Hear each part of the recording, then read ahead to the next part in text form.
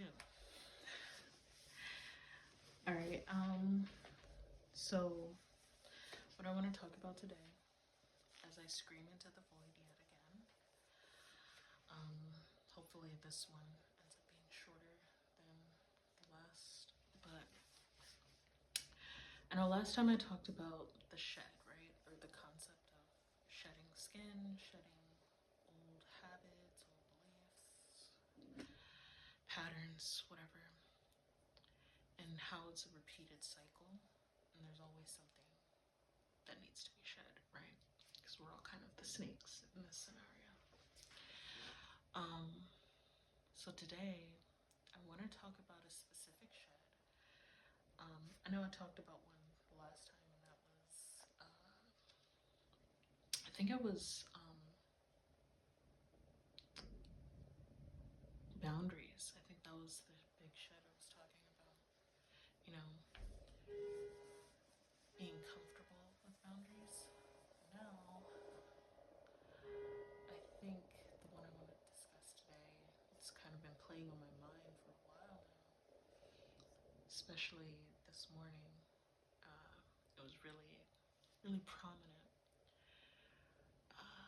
But it's about denial, more specifically about denial of both pleasure and of pain.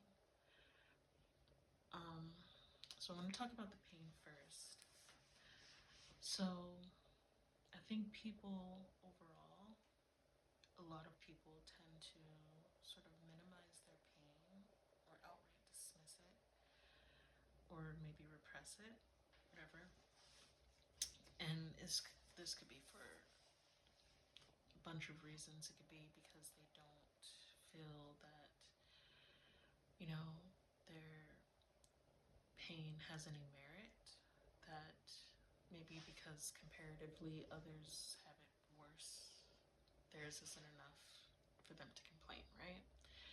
Or it could be because maybe they've been rehashing the same wounds over and over, and it feels like they've never fully closed, right? And in that regard, they start to either dismiss and deny them, or they kind of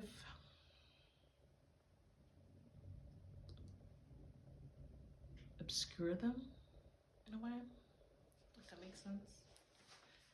Like, they'll kind of maybe mask them, right?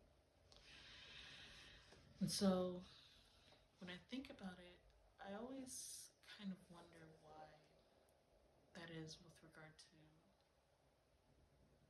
emotional pain, anyway. I mean, that's not to say that this isn't something that happens with physical pain. Of course it does, for a variety of reasons and in a variety of ways. But I always find it very interesting that people kind of sort of forget that our brains are still physical organs, right? They're still physical parts of our bodies. And when they're hurt and or they're off in some way, that is real, that's valid, right? But back to the specific ways that people individually deny their own pain and their own sort of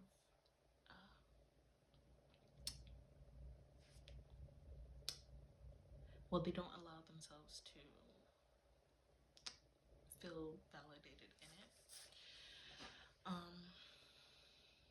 I always think of a hospital and, you know, the concept of going to a hospital, or like patients in a hospital, regardless of what the person is in there for, right?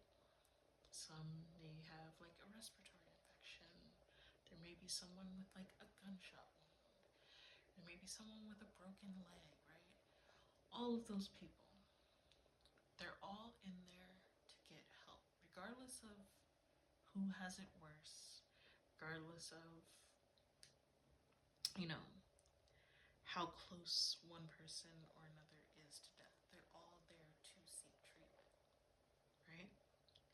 The only thing that matters is how they prioritize the treatment because, if someone's situation is dire, obviously they have to be prioritized, but the how and the why with regard to whatever is ailing them, that's never used to dismiss.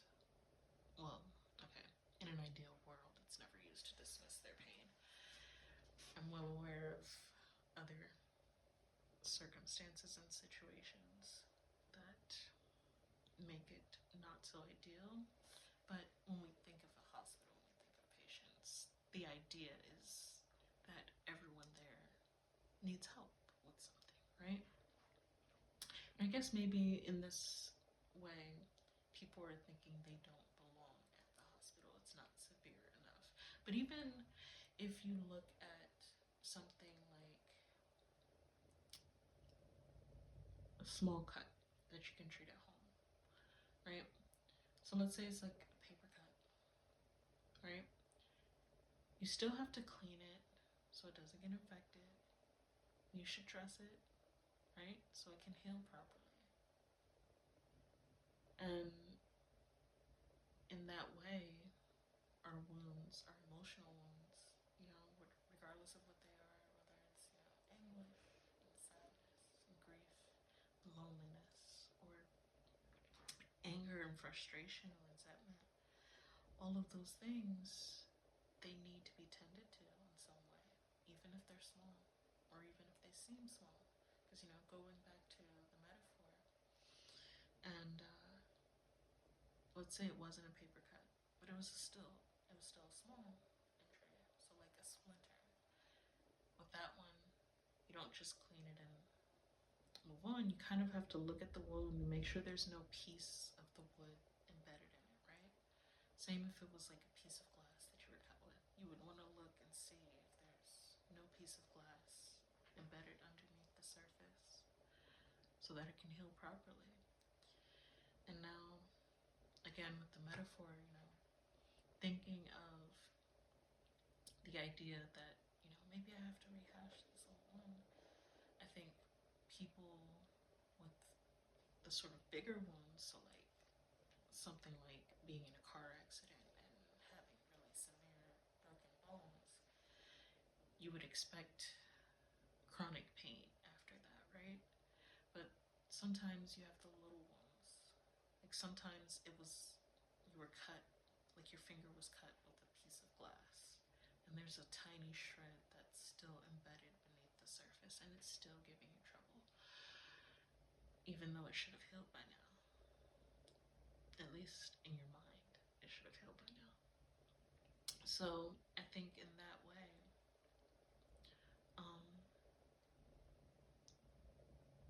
you kind of have to give yourself more grace and not deny that you're experiencing that pain.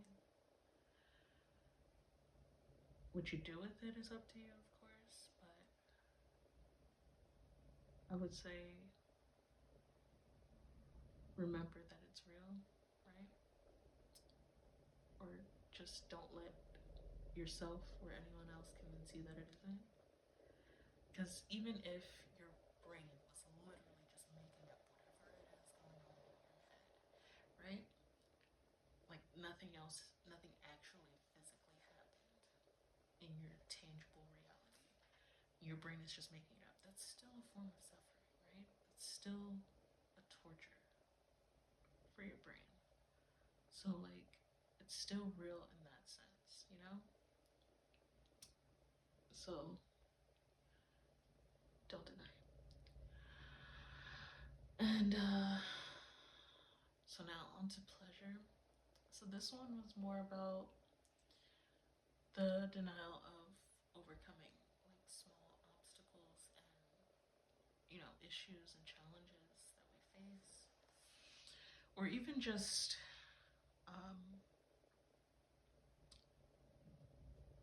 not appreciating the fact that we're holding whatever it is we're holding together, right? So like not appreciating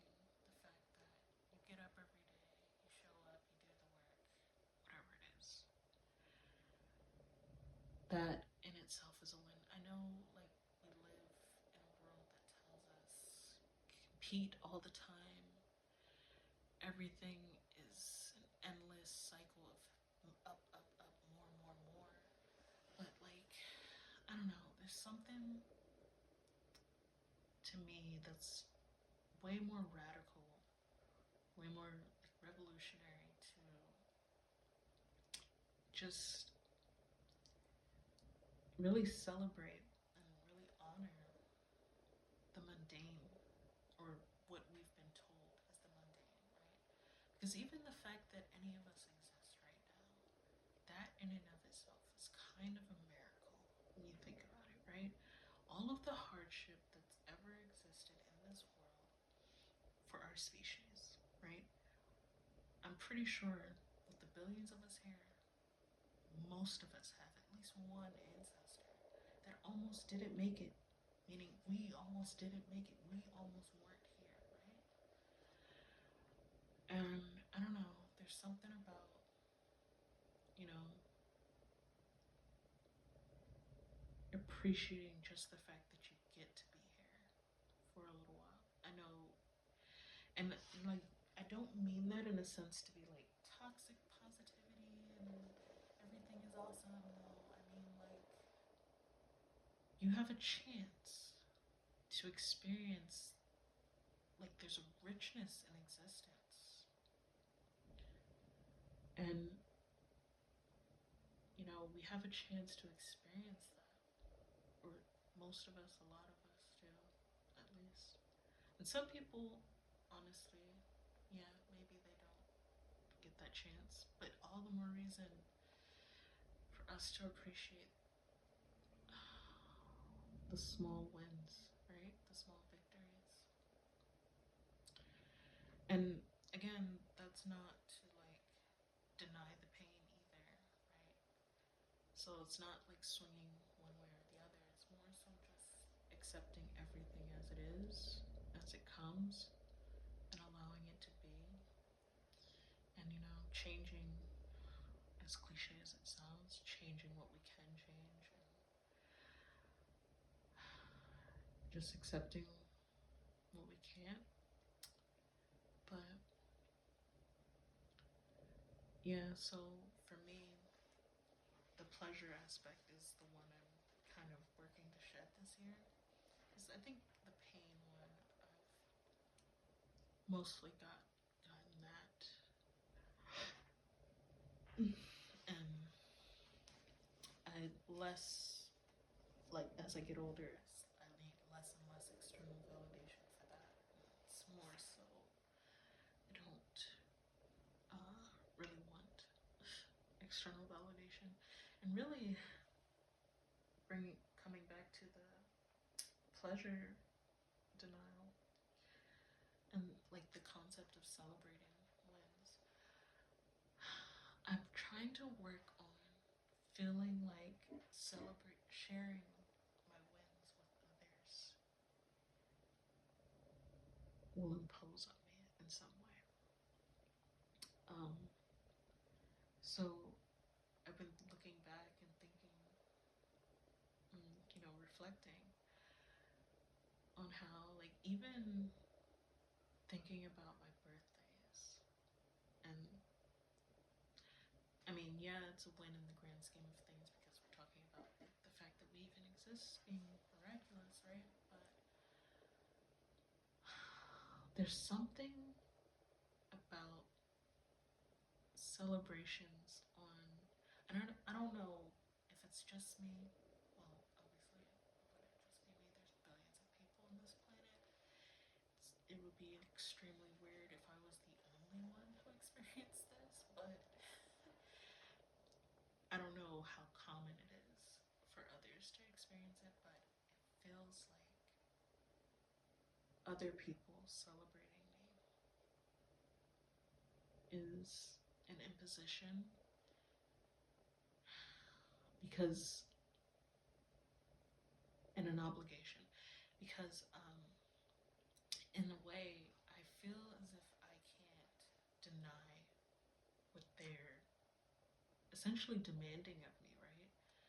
Like the demand is me to perform joy and happiness, even if nothing else around me is reflecting that, or even within me, right? If nothing is reflecting that, or if I'm just, I don't know how to explain it, but it's the idea that, I guess this goes back to the boundary shit too, right? But also, this is even bigger than just personal boundaries because it's so common and so much a societal expectation versus just personal ones, right? Like, you should be happy that people want to celebrate whatever it is, whether it's a goal you achieved or a birthday or something else, or even just giving gifts, right? There's something about it where it feels like it's just another tether. And I know that sounds a bit cold and detached. And part of me means it too, part of me doesn't. It's like, in this way, how do you connect when the ways other people feel connected make you feel alone, right? Now we've come further from the denial. This is kind of circling back to the boundary shit, of course. And maybe it's because they're all interconnected, but all in all, I think with regard to anyone's personal situation, like their internal, uh, you know, sort of compass, right? I feel like it should still always point to your own validation. Now, if you want external validation on it, that's your right to seek or to feel that you want it, because it's normal to want to feel like you belong, but I think to a certain extent you need to have that validation, that approval from yourself first and foremost, to where other people's approval or disapproval does not shake yours, if that makes sense. So this went away with me. These thoughts were a lot, but if anyone watched this and, resonates with my scream into the void, into the nether, I appreciate that, I guess. Well, if it helped you, I appreciate it. I appreciate that it helped you, or if it's something you enjoyed for whatever reason. But yeah, if not, I'm surprised you stayed the entire time. But yeah, regardless, I don't know. Just don't deny yourself, right?